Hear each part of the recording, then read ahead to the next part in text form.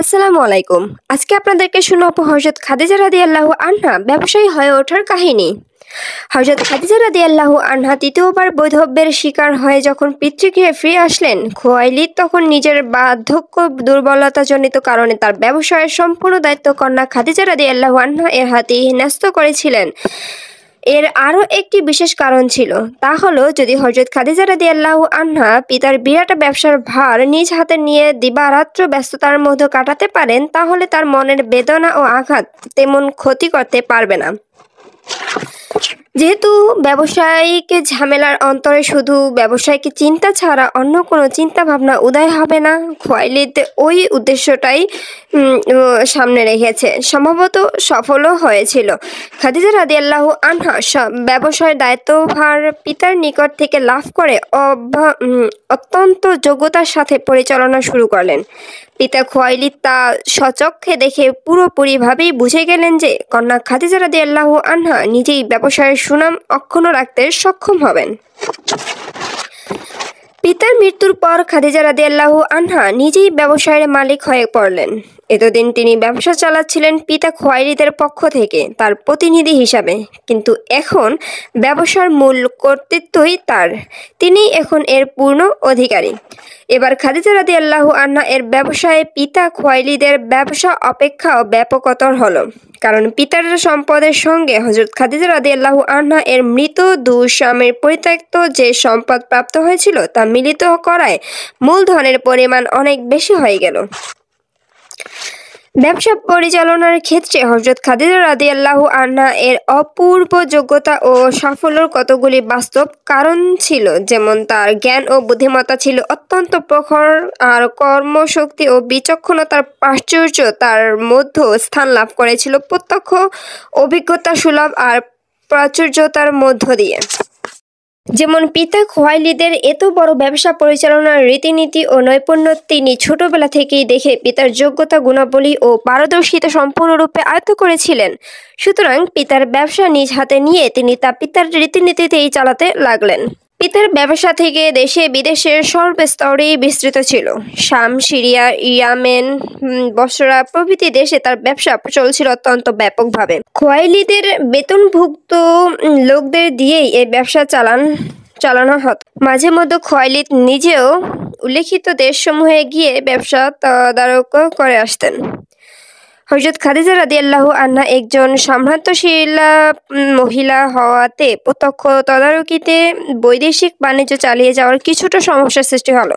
তবে খাদিজা রাদিয়াল্লাহু আনহা তার বুদ্ধিমত্তা দিয়ে দ্রুত সে সমস্যার সমাধান করলেন।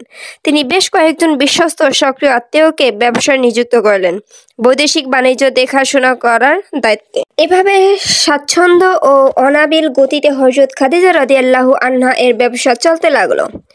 হযরত খাদিজা রাদিয়াল্লাহু আনহা এর ব্যবসার বিস্তার ক্রমশই প্রসারিত হওয়ায় ব্যবসায় কর্মচারীর সংখ্যা আরও বৃদ্ধি করার প্রয়োজন দেখা দিল।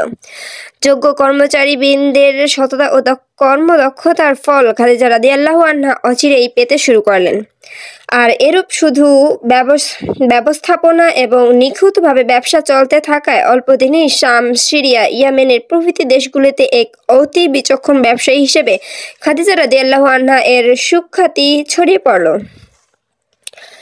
সকল কর্মচারীদের প্রতি হযরত খাদিজা রাদিয়াল্লাহু আনহা এর অসাধারণ নির্দেশনা ছিল, কোনো ক্ষেত্রে কারো সাথে কোনো রূপ প্রতারণা করবে না। সকল কর্মচারীদের প্রতি হযরত খাদিজা রাদিয়াল্লাহু আনহা এর সাধারণ নির্দেশ ছিল, কোনো ক্ষেত্রে কারোর সাথে কোনো রূপ প্রতারণা করবে না, সব সময় সকল ক্ষেত্রে সত্যতার সাথে কাজ করবে।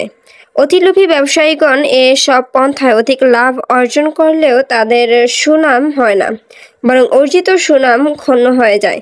ব্যবসার ক্ষেত্রে খাদিজা রাদিয়াল্লাহু আনহা কতগুলি নীতি রক্ষা করে চলতেন। যেমন খুব বেশি লাভের লালসা না করা, অল্প লাভে পণ্য বিক্রি করা, অধিক ক্রেতা সংগ্রহের ব্যবস্থা করা, ক্রেতার কাছে মালের দোষ ত্রুটি গোপন না করা, নির্ভেজাল মালের সাথে ভেজাল মাল মিশিয়ে না দেয়া, ক্রেতার সাথে উত্তম ব্যবহার করা এবং সর্বোপরি সততা রক্ষা করা। হযরত খাদিজা রাদিয়াল্লাহু আনহা এর কর্মচারীগণ তার মূল নীতিসমূহ যথাযথভাবে পালন করে আসছেন, যার ফলে ব্যবসায়ের প্রতিযোগিতায় খাদিজা রাদিয়াল্লাহু আনহা এর সাথে কেউই কুলিয়ে উঠতে পারল না। এর কারণেই ব্যবসায়ী মহলে তার আসন সবার উপরেই স্থাপিত হলো। ধনী হিসেবেও তার স্থান সবার উপরে নির্ধারিত হলো। আরবে তখন সাধারণত দুটি নিয়মই ব্যবসা প্রচলিত ছিল। একটি নিয়ম হলো মহাজনগণ বেতনভোগী লোকদের দিয়ে ব্যবসা করত, কর্মচারীদের বেতন দেয়া হতো এবং ব্যবসায় যা লাভ হতো তা মহাজনেই ভোগ করত। হযরত মুহাম্মদ সাল্লাল্লাহু আলাইহি ওয়াসাল্লাম কিভাবে ব্যবসায় সংযুক্ত হলো সেটা নিয়ে এখনকার বিস্তারিত। হযরত মুহাম্মদ সাল্লাল্লাহু আলাইহি ওয়াসাল্লামের আশ্রয়দাতা ও লালন পালনকারী চাচা আবু তালিব অভাবগ্রস্ত হয়ে পড়েছিল। তার পরিবারের লোকসংখ্যা বেশি ছিল কিন্তু উপার্জনকারীর সংখ্যা খুবই কম ছিল, তাই তার সংসারে অভাব লেগেই থাকতো। সে কারণে হযরত মুহাম্মদ সাল্লাল্লাহু আলাইহি ওয়াসাল্লামের শিক্ষা দীক্ষা লাভ করা তেমন একটা হয়ে ওঠেনি। কিন্তু আবু তালিব ভাতিজাকে লেখাপড়া শিক্ষা দেওয়ার জন্য লক্ষ্য করে নিজেই এ বিষয়ে আগ্রহ প্রকাশ করলেন, বরং চাচাকে যাতে কিছুটা অর্থ উপার্জনে সাহায্য করা যায় তিনি সেদিকেই মনোনিবেশ করলেন। প্রথম দিকে তিনি চাচার পশুপাল চড়িয়ে তাকে কিছুটা সাহায্য করতে লাগলেন। তারপর তার সাথে মাঝে মধ্যে ব্যবসায়ী সফরে যাওয়া শুরু করলেন। হযরত মুহাম্মদ সাল্লাল্লাহু আলাইহি ওয়াসাল্লাম আক্ষরিক শিক্ষার শিক্ষিত না হলেও জ্ঞান বুদ্ধি তার বিচক্ষণতার তিনি বাল্যবধি আরবে যথেষ্ট সুখ্যাতি লাভ করেছিলেন। যে কোনো যোগ্যতা এবং কৃতকার্যতা প্রদর্শন করা তার পক্ষে খুবই সহজসাধ্য ছিল। ব্যবসা ক্ষেত্রে অবতীর্ণ হয়ে তিনি তার স্বভাবসুলভ সত্যতা, সদাচরতা ও কর্মদক্ষতা প্রদর্শন করে অচিরেই সকলের দৃষ্টি আকর্ষণ করেছিল। ব্যবসায়ী মহলে তার পরিচিতি ও সুখ্যাতি ব্যাপকভাবে ছড়িয়ে পড়ল।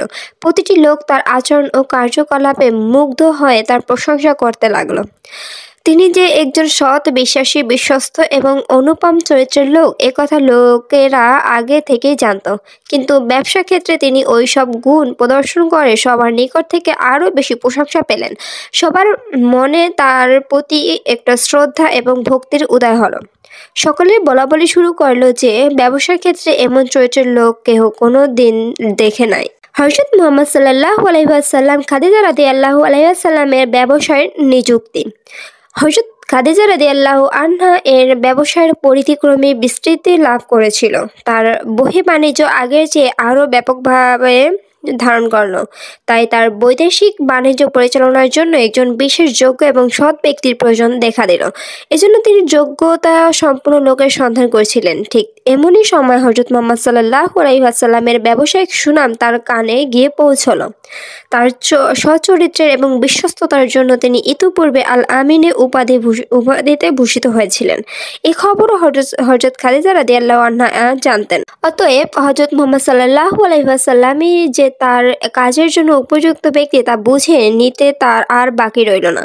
সুতরাং যদি সম্ভব হয় তবে বৈদেশিক ব্যবসায়ীকে কাজ তাকে দিয়ে পূর্ণ করতেই তিনি মনস্থ করেন। বিলম্ব করে কোনো লাভ নেই, তাই শীঘ্রই তিনি একটি লোককে উপরোক্ত প্রস্তাব দিয়ে মুহাম্মদ সাল্লাল্লাহু আলাইহি ওয়াসাল্লামের নিকট প্রেরণ করলেন। একটি বর্ণনায় দেখা যায় যে হযরত খাদিজা রাদিয়াল্লাহু আনহা স্বীয় ভাতৃপুত্রী ফাতিমা রাদিয়াল্লাহু সাল্লামকে হযরত মুহাম্মদ সাল্লাল্লাহু আলাইহি ওয়াসাল্লামের নিকট প্রস্তাব দিয়ে প্রেরণ করলেন। তিনি যদি হযরত খাদিজা রাদিয়াল্লাহু আনহা এর প্রস্তাব অনুযায়ী কার্যভাবে গ্রহণ করেন, তাহলে এ জাতীয় কাজে নিযুক্ত অন্যান্য লোক যে পারিশ্রমিক বা লাভ্যাংশ পায় তাকে তিনি তার চেয়েও দ্বিগুণ দিতে প্রস্তুত আছেন। হযরত মুহাম্মদ সাল্লাল্লাহু আলাইহি ওয়াসাল্লামের অভিভাবক ছিলেন আবু তালিব, তাই তার অনুমতি ব্যতিরেকেই কোনো কাজই তিনি করতেন না। তাই তিনি তার চাচা আবু তালিবকে হযরত খাদিজা রাদিয়াল্লাহু আনহা এর প্রস্তাবের কথা অবহিত করলেন। আবু তালিব হযরত খাদিজা রাদিয়াল্লাহু আনহা এর এবং তার ব্যবসার অবস্থা সম্পর্কে বিশেষভাবে জানতেন। সুতরাং তিনি সন্তুষ্ট চিত্তে ভাতিজা মুহাম্মদ সাল্লাল্লাহু আলাইহি ওয়াসাল্লামকে হযরত খাদিজা রাদিয়াল্লাহু আনহা এর ব্যবসায় প্রতিষ্ঠানের যোগদান করতে সম্মতি দান করলেন। চাচার অনুমতি পেয়ে হযরত মুহাম্মদ সাল্লাল্লাহু আলাইহি ওয়াসাল্লাম অবিলম্বে উক্ত কাজে যোগদান করলেন। হযরত মুহাম্মদ সাল্লাল্লাহু আলাইহি ওয়াসাল্লামের খাদিজার সাথে ব্যবসার জন্য বিদেশ যাত্রা। হযরত খাদিজা রাদিয়াল্লাহু আনহা এর ব্যবসায় নিযুক্ত হয়ে হযরত মুহাম্মদ সাল্লাল্লাহু আলাইহি ওয়াসাল্লাম সর্বপ্রথম ব্যবসায়ী পণ্য নিয়ে শাম দেশ অভিমুখে রওনা করলেন। তার সঙ্গে সাহায্যকারী হিসেবে হযরত খাদিজা রাদিয়াল্লাহু আলাইহি সাল্লাম আরও দুজন লোক দিয়ে দিলেন। তাদের একজন ছিল হযরত খাদিজা রাদিয়াল্লাহু আনহা এর প্রবীণ ও বিশ্বস্ত গোলাম মাইসারা। স্থলে পৌঁছার সাথে সাথেই তাদের মাল বিক্রি হয়ে গেল। এ সফরে হযরত খাদিজা রাদিয়াল্লাহু আনহা এর ব্যবসায় লাভ হলো অনেক বেশি। বাণিজ্য যাত্রার শাম দেশে হযরত মুহাম্মদ সাল্লাল্লাহু আলাইহি ওয়াসাল্লামকে কেন্দ্র করে কিছু ঘটনা ঘটলো, যার বর্ণনা আমি নেক্সট পার্টে দেব।